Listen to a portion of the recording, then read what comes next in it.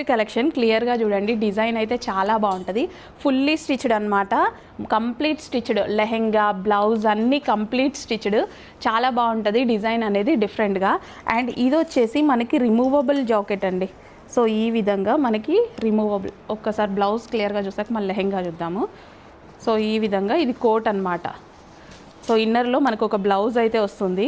So ఈ విధంగా కావాలి అంటే వేరే దుపట్టా ఏదైనా దుపట్టా వేసేసుకొని మనం ఓన్లీ లెహెంగా విత్ బ్లౌజ్ లాగా ఇలా చేసేసుకోవచ్చు.